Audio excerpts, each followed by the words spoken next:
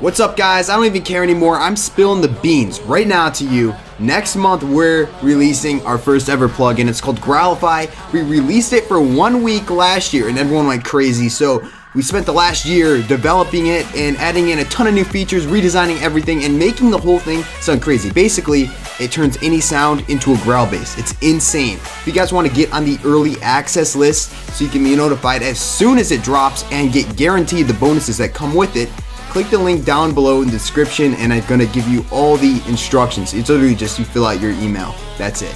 Without further ado, today we're gonna be sound designing this hybrid trap sound, and this is what it sounds like.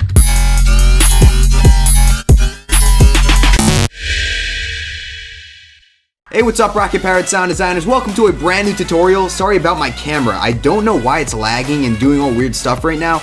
But if you guys missed the intro, go back and watch that because we have some very important information for you.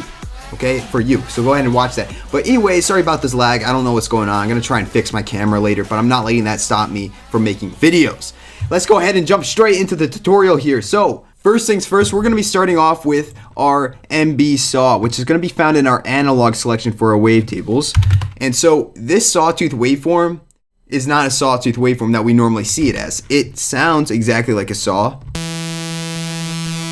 but as you can see, as we move through the wavetail position, it seems to go through a bunch of different phases. And I think it sounds pretty damn good when we have the wavetail position around 210 here.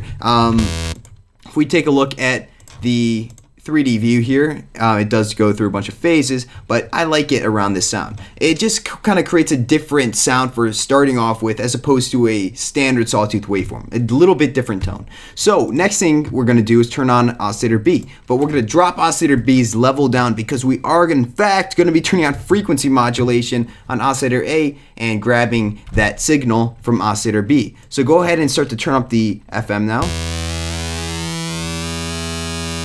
And 55 is kind of like our sweet spot there. When we turn up the octave now, that's when things start to get really, really awesome. And we're actually just going to be leaving oscillator B here on this saw at a 50% phase here, and that is completely okay. That's actually exactly what we want. Now what we're going to do is we're going to get into our modulations, and actually there's only one thing being modulated here. We can go ahead and drop down oscillator A's level and just create a very simple shape just like this, and this is going to be the entire control over the sound and really driving what the shape of the sound is going to be. And now we're going to go into our filter section and going into our reverb.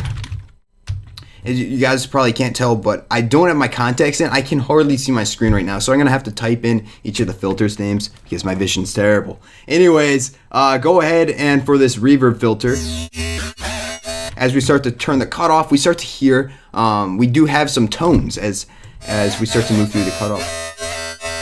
And when we turn on our keyboard tracking, it is now going to enable whatever key that we press on our keyboard, the cutoff is going to move with that, the frequency. So that way we have an aligned pitch or tone with every single cutoff frequency or every single note that we press. And that just comes down to finding the tone that is right for you. And I like it right around here. Now we're just going to go ahead and leave the resonance where it was. And well, bam, that's all it is for the oscillator section. In the voicing tab though, we are going to just want to turn on a little bit of mono legato and then of course a tad bit of portamento. Now into the effects section, what I was saying here, we're going to go ahead and turn on some delay. Delay is going to be used not like we normally use delay, but except we're going to be using it how dubstep producers are hybrid. We're going to be making it really, really cool here, just turning down the amount of time it takes for each delay cycle to happen. We're going to bring it around to around 6.6 is going to work, 6.10, all right, 6.1. And we're just going to leave the mix and the feedback how it is.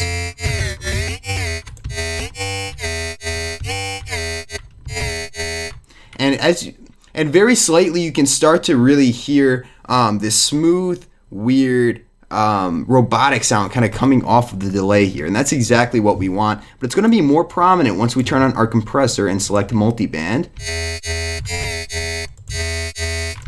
You guys see what I'm talking about. It does make a very big difference, even though it is very subtle at the same time.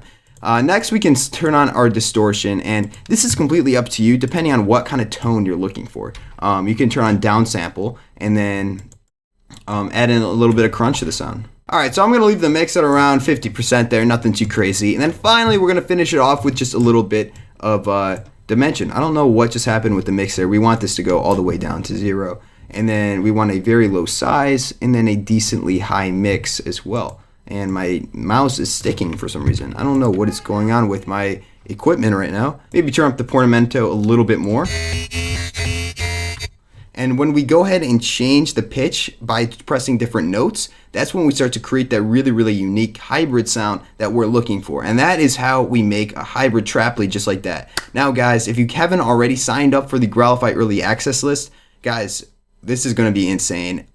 I don't want you guys to miss out when we go ahead and put out these limited time bonuses. So go ahead and sign up while you still can, because we have so many producers already that are saying this thing's insane and they cannot wait. I can't either. But anyways, guys, without further ado, my name is Shane from Rocky Parrot Sound, and I will catch you guys in the next Serum tutorial.